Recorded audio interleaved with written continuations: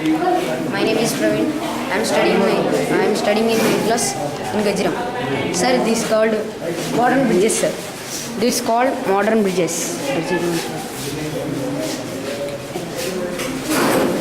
It's called modern bridges. It was in inbuilt the bridge pillars, sir. Okay. It was turbine, sir.